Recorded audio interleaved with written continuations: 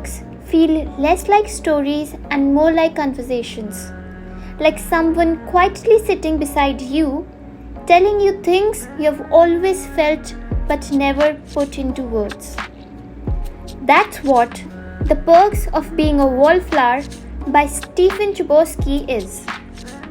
It begins with Charlie, a boy who isn't the loudest in the room or the most popular in school. He's quiet, he's thoughtful. He notices things that others miss. And even though he feels invisible sometimes, there's something special about the way he sees the world. Charlie doesn't tell his story through chapters.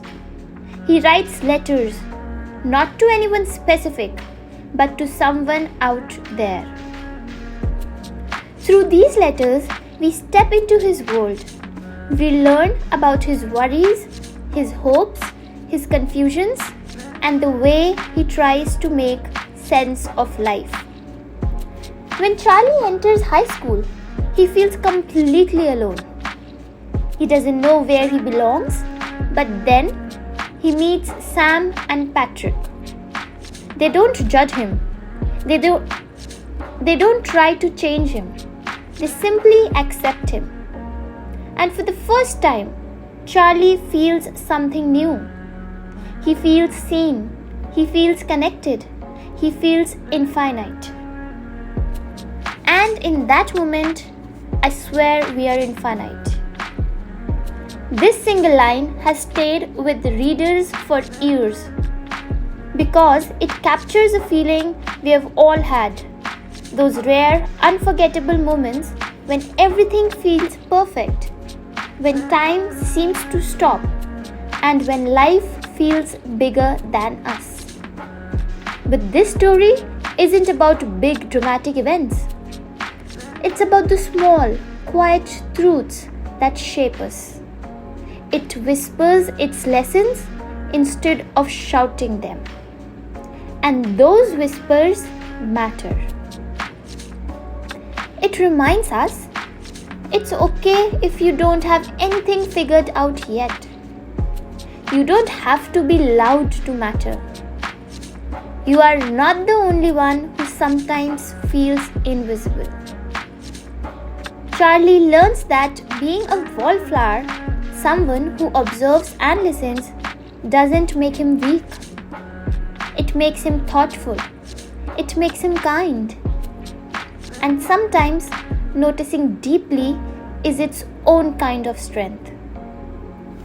The friendships Charlie builds teach him another lesson too. That real friends don't fix you.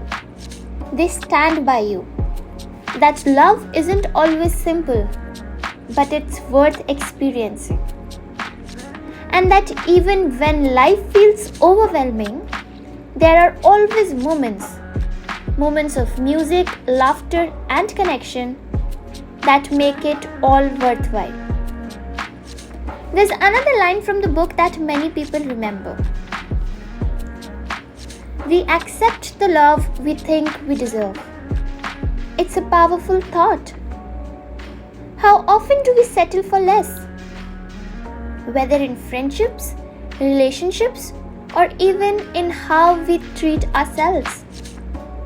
Because we don't believe we deserve better. That's why The Perks of Being a Wallflower still speaks to readers today. It's not just Charlie's story. It's for anyone who has ever felt out of place, anyone who has ever stayed quiet even when they had something to say, anyone who has ever wondered, do I really belong here? And maybe that's why the story feels so personal. Because it doesn't tell you what to do. It simply says you're not alone. So if you are ever felt invisible or too sensitive or just different, the story might feel like it's written for you. And here's the question it leaves us with. If you could write a letter to someone who would truly listen, someone who wouldn't judge, someone who would simply understand, what would you say?